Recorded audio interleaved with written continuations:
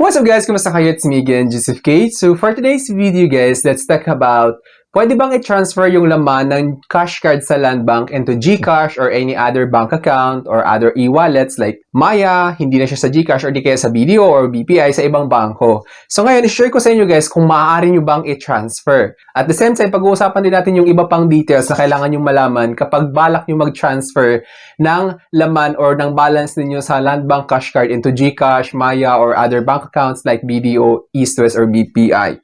Pag-uusapan natin yung fees and charges at the same time yung limitations kasi of course, yung feature na to is may limitations din siya. Pero bago yun, nais muna kitang imbitahan na mag-subscribe sa YouTube channel ko kung bago ka pa lang kasi marami pa po akong isi-share ng mga tutorials, knowledge, and experience of mine in the future.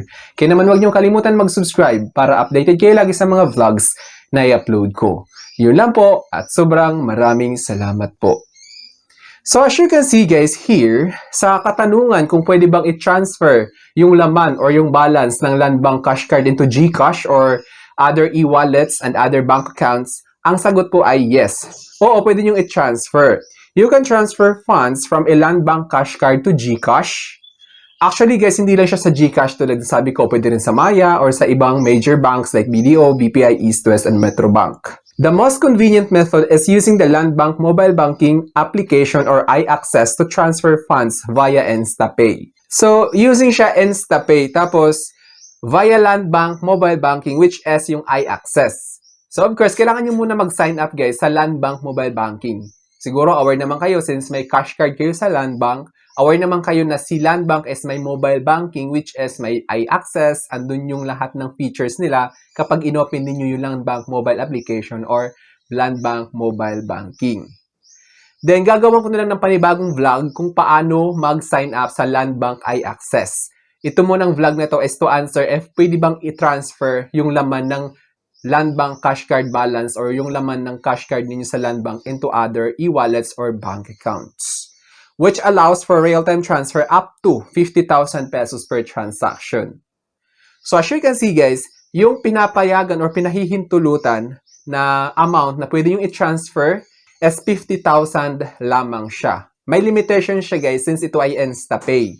Ngayon, if you are using PesoNet, wala pong limit yon, but medyo mataas yung fees niya, kumbaga yung transfer fee or processing fee. So as you can see guys, real-time siya. So pagka-transfer ninyo from funds mula sa Land Bank cash card into other e-wallets or bank accounts, automatic yan magre-reflect doon. Key details for transfer. So let's dive deeper about transferring funds from Land Bank cash card into other e-wallets or bank accounts. App usage. Use the Land Bank mobile banking application or iAccess and select transfer to other banks via InstaPay. So as you can see guys, of course, tulad ng sabi ko kanina, banggit ko, uulitin ko lang, kailangan yung Land Bank mobile banking application. Which is, ito yung magpa-facilitate ng transfer from Land Bank cash card balance to other bank accounts or e-wallets. Ngayon, kailangan nyo muna mag-sign up sa iAccess para ma-access ninyo yung laman ng cash card balance ninyo. Kasi, hindi po ninyo matatransfer kapag diretso kayo sa cash card feature ni Land Bank Mobile Banking. Kailangan nyo i-connect yung Land Bank cash card ninyo sa iAccess, which is gagawan ko ng panibagong vlog kung paano mag-enroll sa Land Bank iAccess para ma-access ninyo yung Land Bank cash card ninyo. Then nga, let's talk about the fees. So, magkano nga ba yung transfer fees kapag balak mo mag-transfer ng pera mula sa Land Bank cash card into other bank accounts? Land Bank continues to waive fees for a transfer of 1,000 pesos and below. First 3 transactions per day. So, as you can see guys, there's a limitations din. Up to 3 transactions is free below 1,000 pesos. Kapag yung ito transfer nyo is 1,000 pesos pababa. So, up to 3 times siya guys per day. For amounts over 1,000 pesos, a fee of 15 pesos is applied. So, klarong-klaro naman guys, no, na kapag 1,000 pesos pababa yung ito transfer nyo, free po yung transfer niya. Up to 3 transaction per day. Tapos, kung lagpas naman 1,000 yung ito transaction ninyo, wala po siyang sabi na free transactions, automatic po may bayad na 15 pesos kapag 1,000 pesos pataas yung ito transfer ninyo from Land Bank cash card balance into other banks. Kaya naman, Nais kong malaman ninyo para hindi kayo nagugulat about transfer fees from Landbank Cash Card to other bank account or e-wallets like GCash and Maya. Account number. So, use your 10-digit or 12-digit cash card number. So, yung account number guys is kapag in-access ninyo sa Landbank iAccess, makikita nyo na rin yung Landbank Cash Card account number. Tapos, yun yung magiging account number niya. Then, let's talk about the limitations. InstaPay transfer are available in real time with maximum of 50,000 pesos per transaction and a total of 200,000 pesos per day across Landbank iAccess and mobile banking app. So, nakikita nyo naman dito guys is InstaPay transfer available real time. So, tulad ng sabi ko kanina, automatic yan makikredit dun sa account, sa recipient, kung yung tagatanggap na account. Ngayon, yung maximum amount niya per transaction is 50,000 pesos as you can see, per transaction siya. Tapos yung total amount naman na pwedeng i-transact sa loob ng isang araw is 200,000 pesos. So meaning, pwedeng 4 kayo na beses mag-transact sa isang araw ng tig 50,000 hanggang umabot ng 200,000. Yun lang yung limit amount transaction per day. Ensure your cash card is registered with Landbank Digital Service to facilitate the online transfer.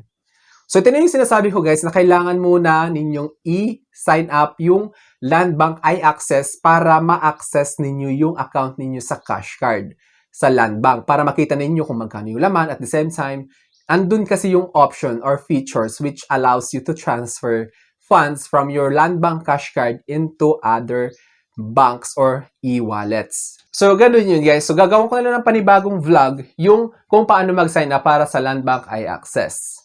Then ito guys, take note lang, nais kong i-share sa inyo yung mga dapat nyong tandaan or dapat nyong malaman before kayo mag-transfer ng pera mula sa Landbank cash card into other bank accounts or e-wallets.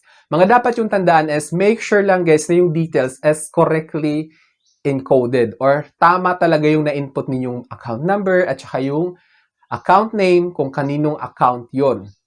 Kasi dapat nagko-complement yan kasi kung hindi yan na-detect sa records ng bangko ni Landbank, hindi po papasok yung pera. So, magkakaroon kayo ng ma-experience niyo yung inconvenience. When we say inconvenience, kailangan nyo pang itawag yun sa bangko para i-report yung nangyari.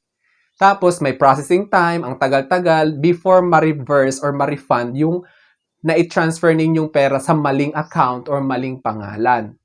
Kasi as you can see naman, lahat naman ng bank account or GCash wallet or Maya wallet, lahat yon e-wallets man yan or major banks, di ba may account number at saka may name. So, kapag nagto-transfer kayo, make sure to double-check those details kasi kapag yan nagkamali, tama yung account number, tapos mali yung pangalan, so, minsan hindi pumapasok yung pera, lalong-lalo na kung stricto yung bangko pagdating sa pag-facilitate ng transfer. Minsan naman guys, inaalaw naman yung mali yung pangalan, basta tama yung account number at saka tama yung bank destination. Like for example, naselect ninyo yung Landbank, tapos yung account number tama, tapos yung pangalan lang yung mali. Minsan pumapasok pa rin yun. Tapos be aware din guys, like for example, magta-transfer kayo sa GCash, tapos yung napili nyo is Maya, kasi minsan nalilito kayo. Tapos nung nalagay ninyo is yung account number ng GCash doon sa Maya. So, hindi po papasok yun kasi iba yung details na nalagay ninyo. Kaya naman make sure lang guys na if ever na magta-transfer kayo ng funds, since ito ay pera, kapag stricto yung patakaran ni bangko, hindi talaga siya makikredit. Although, pwede naman siyang maibalik, pero kailangan mo itawag, kailangan nyo mag-antay ng certain period of time before ma-reverse or ma-refund yung na-transfer ninyong pera. Kaya naman, make sure lang guys na dapat aware kayo kapag nagta-transfer kayo ng pera to avoid inconvenience sa part ninyo. So I think that's all for sana may na-share ko. Don't forget to subscribe for more videos. It's me again, Joseph Kate, that says we don't have cash because we go for cashless transactions. Bye-bye!